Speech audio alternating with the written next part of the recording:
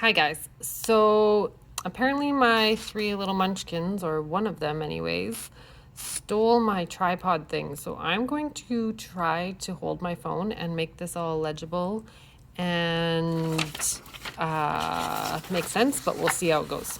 Okay, so don't mind the shaky video, hopefully. Okay, we are on to vehicle finance, and we're going to start with buying a brand new vehicle. I know probably some of you are already saying, no, you should never do such a thing, but just bear with me. Here's some things you should know if that's a route you decide to go. I have done that once in my life, and we'll see if I ever do it again. It was a not as bad experience as you may think. Okay.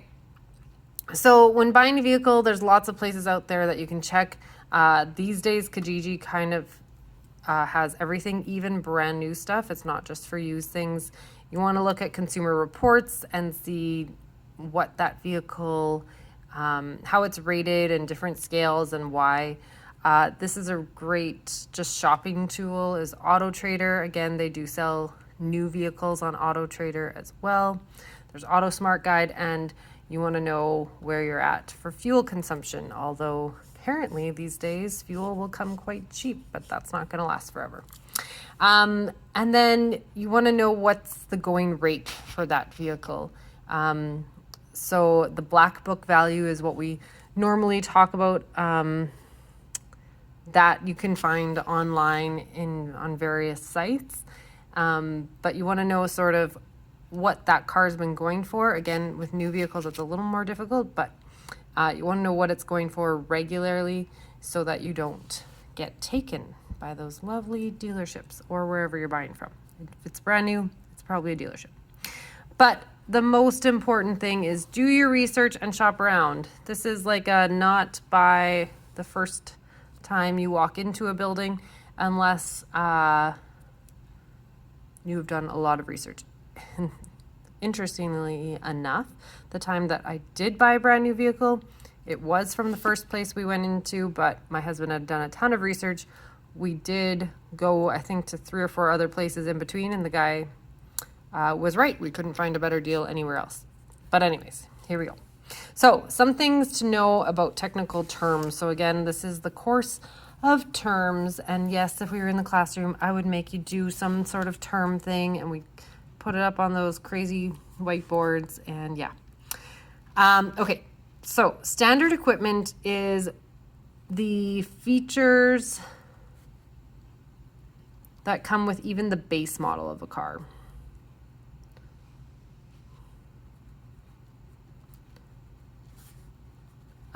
So every vehicle will have different models. So on every version of the vehicle. So like I drive a lovely Dodge Caravan. Yeah, you're jealous, I know. And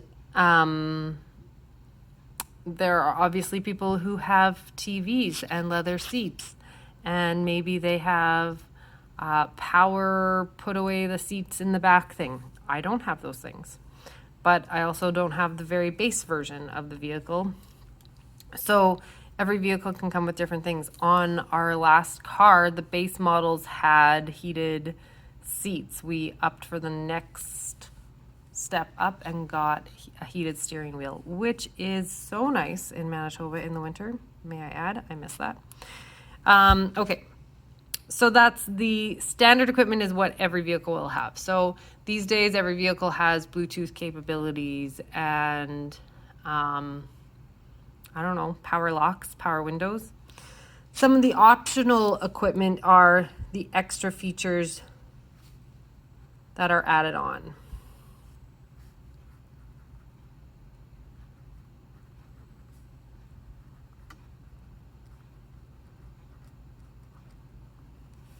My makeshift desk is my kid's old craft table, and this is glue.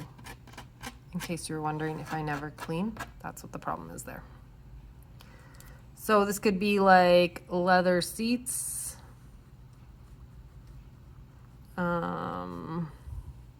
heated steering wheel, etc. So these look kind of extra type things. Sunroof. The sticker price is what you'll find kind of sitting on the vehicle when you go into a dealership. It's probably made up by the manufacturer or the make of the car itself. So, for example, it might be made by Ford for this example that I have. So it includes all sorts of things, including all of this standard equipment. So door handles are the same as the body color. Who knew that was a big deal? It gives you also, okay, so this is standard equipment. It also gives you the warranty, which is a big thing and should be a big part of your research in buying a vehicle. How long do you have warranty for on what? Then it gives you some of the optional equipment that you could get. So 4x4, this is on a truck. Electronic locks for that 4x4 business, trailer tow, etc., etc. Maybe, you know, that cover thing for the trunk part of a truck. That's right, I just called it a trunk. I did grow up on a farm. You can make fun of me if you want. Then it might include other things like delivery, which I can't find right now. It'll tell you its fuel cost and what its fuel rating is. Yeah, so that's the sticker price. Some of its safety ratings on various things. Of course, they're going to advertise on here as well the things that they do best on. They might not on the other things. So you have to be careful with that. But if you read through it carefully, it will give you a lot of information. And that's an important part of buying the vehicle. Okay, so I'm going to bring this down to actual costs. So the cost of purchasing a brand new vehicle is found with these steps. Calculate the sticker price. And this isn't counting like negotiations or if they happen to be having a deal at that point. But the sticker price, which will include the base price, plus any options you choose for, plus the freight. Just because you're buying a vehicle doesn't mean it's on the lot. They may have to bring it in from somewhere else. And excise taxes, so extra things they may need to do to get it ready. Add the documentation fee, that's like the administration fee of the dealership.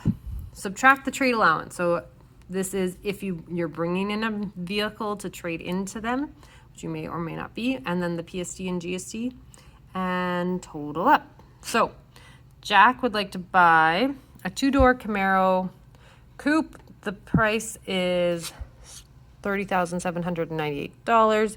He adds an option package number 8. We don't know exactly what it was, but it costs $1,585. Plus he wants an automatic transmission, which costs $695. Freight on the car is another $655. And the dealership's documentation fee is $225. The dealership will give him a trade allowance of $5,000. So this is credit for him on his old car. What is the total price? So we're simply adding and subtracting here, guys, and then adding tax to it. We're not doing any sort of crazy inverse cos on this. So we have the price plus the extras or the options package plus the automatic transmission plus the freight and the documentation fee. Okay, we're going to grab that all together. That's $33,958, which is the cost. And then we're going to subtract $5,000. What we're not including here is all of the packages that they want to sell you on coming in the door. So that's your trade-in value. amount of money they'll give you for your old vehicle, which, by the way, you're probably better off selling on your own, except for that it's costs in terms of work. And then we're going to multiply by 1.12 to get our taxes, which we're getting good at by now. This will include both PST and GST on all of that. And there we have it at $32,432.96.